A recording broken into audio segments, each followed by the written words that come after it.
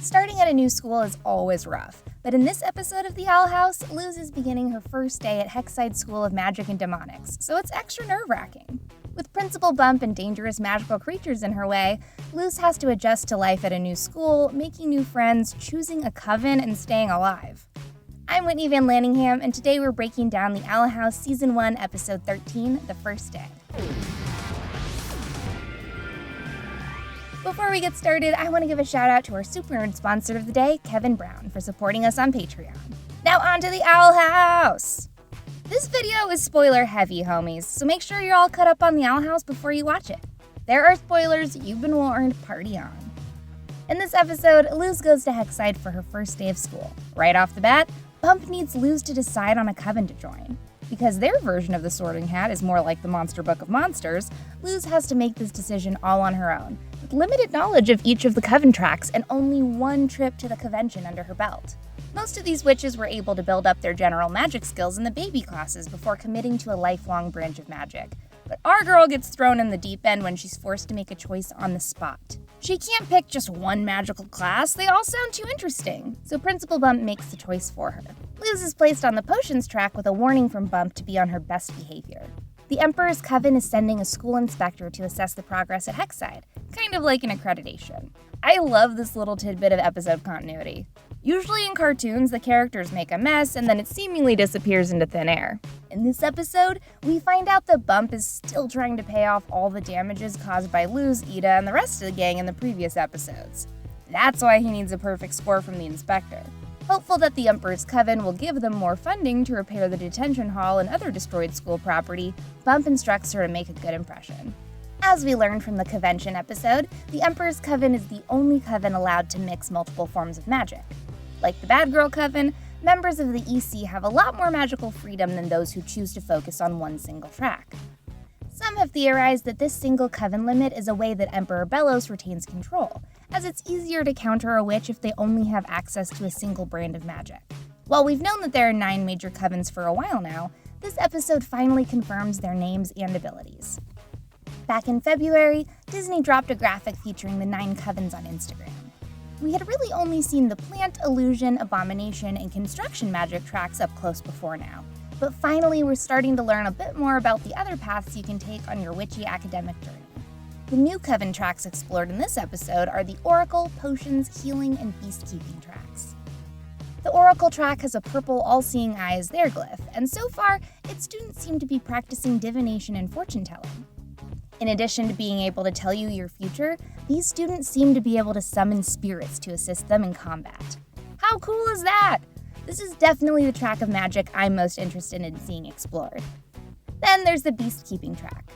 It's basically like Care of Magical Creatures from Harry Potter, so this is a track for all of our budding Hagrids and Newt Scamanders. Their symbol looks kinda like a pig in an egg cup on top of a cloud of bacon in my opinion, but don't let this little mashup of breakfast shapes fool you. This track seems incredibly important to study on the boiling aisles with slitherbeasts on the loose. The Healing track seems like regular medical school, but with witch powers. Their symbol is a dark blue hand with a bandage wrapped around it. This track makes the least sense to me as a standalone area of study. Like, wouldn't you have to combine a lot of elements from the other tracks in order to learn how to be a healer? I'm sure potion magic, plant magic, beastkeeping, and construction magic could all be super useful when it comes to treating sick or injured creatures and witches, but maybe we'll get a better explanation of what they learn in future episodes. Luz is placed on the potions track much to her chagrin. I mean, sure, mixing things up and watching them explode is probably fun, but chemistry is so boring. I agree with Luz here. It would be really fun to study in small doses, but I don't think I'd want to go like full Half-Blood Prince when there are so many other cool options out there. Plus, Basha is on the potions track, and she kinda sucks. That being said, I'm pretty sure that the potions track leads to all the baked good covens. King would lose his mind if Luz majored in cookie making. They have a yellow potion bottle as their glyph. Finally, there's one last track yet to be seen, but confirmed by the February post. This is the Bard track.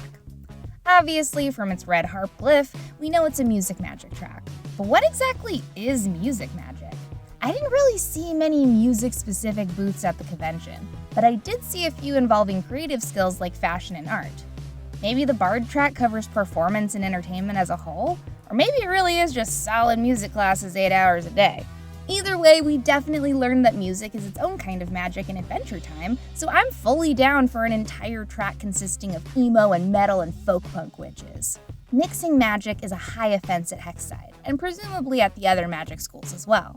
So when Luz tries to borrow a crystal ball from the Oracle track students, she gets busted by Bump, removed from the potions track, and thrown into the Detention track instead.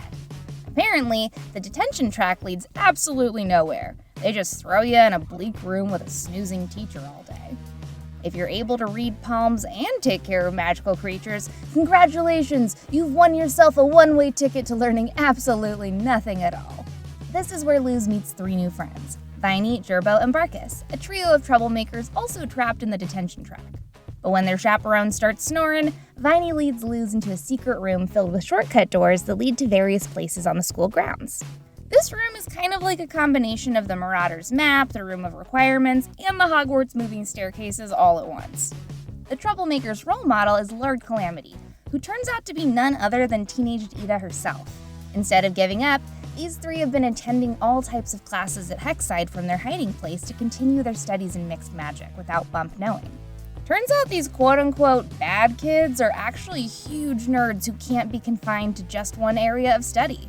Dork punks for life! Viney is their leader. She wants to study a combination of beast keeping and healing, aka she wants to be a magic vet. She might seem tough with that fishhook earring, but really, she just wants to take care of fluffy babies with her assistant, Puddles the Pigeon. Gerbo is an abomination/plant aficionado, and Barkus is a catboy who doesn't speak English, but he does make potions with oracle magic. Following in the footsteps of Lord Calamity and a few other witches who dared meddle with mixed magic, Viney, Gerbo, and Barkus spend their days learning magic as outlaws. But they also use the secret shortcut room to bestow upon us the greatest ship fuel of all time. Does Amity have a crush on Luz? I know, okay, we're talking about serious stuff like your forever magic career here, but what's school without a little romance action on the side? Tons of people have already been shipping Lumity as a couple since the show started, but I think this episode is the first major hint that Amity might see Luz as more than a human friend and rival witch. When Luz peeks her head out of a shortcut door and into the hallway, she overhears Amity say this. So you two go to the same school now. That doesn't change anything. Huh? Is it just me, or does that sound like the kind of pep talk you give yourself when your crush starts going to the same school as you? Mittens is famous for her introspection. From her constant journaling to the little moments where she talks to herself, it's clear that Amity is pretty in tune with her own feelings. I think she's been crushing on Luz since episode 7, when they find out that they're both mega Azura fans. Plus, we know from her doodles that she supports shipping, and we just learned in episode 11 that Luz does too. At the very least, she and Luz would be cool with us shipping them as fans. Another potentially huge character revelation that we might get to see is that Principal Bump might actually be a huge softie. Think about it.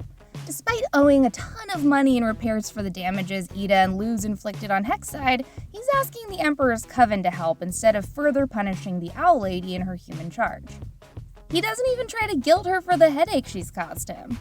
Also, at the end of the episode, Luz manages to talk him into doing a full 180 on the whole one magic track at a time rule. He gives her a special uniform featuring all of the different track's colors, and she even gets a Sailor Moon-esque magical girl transformation sequence to go with it. Honestly though, that's the only part of the episode that felt a little bit off to me. Luz got bumped to change school district-wide rules that prevent young witches from studying multiple forms of magic. Isn't joining a specific coven the #1 rule in witching? There's only one coven in the entire Boiling Isles that legally allows mixed magic. If you join any other coven besides the Emperor's, all of your magic knowledge and powers are completely removed from your body. Ida is still actively being hunted down by Johnny Law for refusing to practice one single brand of magic. If you even touch the instrument of a magic student from another track, you're forcibly removed from all of your classes entirely. So how does Principal Bump just change his mind about all of these centuries-old magic laws? Can he just do that? As a principal of a high school? Won't the Emperor's Coven have some sort of actual Boiling Isles-wide law against allowing this? Wouldn't a principal who dealt with Ida and at least a handful of other students rebelling against the system need a little more time to completely flip on a law he's upheld for years? I get that things might have changed when Luz and the other detention trackers saved his life, but rules are rules. Earlier in the episode, he was terrified that the inspector would find Luz studying mixed magic and report back to the Emperor's coven. What happened to that? Does he really have the power to overthrow that kind of ruling? Was Luz really the first student out of all those other names in Lord Calamity's fort to get through to him? Why? Why her? Why now? Maybe that's a pacing issue, or maybe it lends itself to finding out that Principal Bump is a more complicated character than we initially realized. I will say that this episode felt a little rushed. They crammed like 900 Harry Potter references, including an entire basilisk into this episode, plus stuff about mixed magic laws, a possible Lumity clue, and an explanation on all 9 covens. We meet 3 brand new characters and find out more about Ida's angsty teenage past. Luckily, the next episode released will be a double, so I'm really hoping that episode 13 was a crash course of info before we tie up those loose ends. I need to know more about the healing, beast-keeping, bard, and oracle tracks. And I need to find out if King is going to become a real demonology professor. He'd be so cute to cuddle with while studying for midterms. We also gotta talk about the secret codes hidden in every episode of the Owl House. You guys, I found the Owl House mystery subreddit last night and I was shooketh. Did you guys know that there's a hidden message in each episode? The first place to look is for the acrostic code hidden in the episode titles. If you look at the first letter of the episode titles for the first and second half of the season, it reads, "A witch loses a true way." But in addition to the acrostic, there's also a phonetic runic language hidden in the background of each episode. 1 word per episode can be found if you look closely, and each is marked with a picture of an eyeball before the letters begin. I might try to do a video on how to read the Owl House language later, but for now, you can read about how to decipher the code on r/owlhousemystery. The past 13 episodes have given us the words, 2 witches torn apart, now alone, 2 hearts of stone, a curse of... But that's all we've got so far. Next week, we'll find out exactly what the curse is, but obviously the 2 witches described have to be Edelyn and Lilith. Hopefully we'll get the final word on what the curse is exactly in the upcoming double episode, either directly or through the secret code. Those are just some of my thoughts on the first day episode of the Owl House, but I want to know what you guys think in the comments. Did the pacing feel off to you? Do you think Lumity is going to be a thing? Let me know down below, like and subscribe to Nerdwire, and remember, there's always room in the Bad Girl Coven.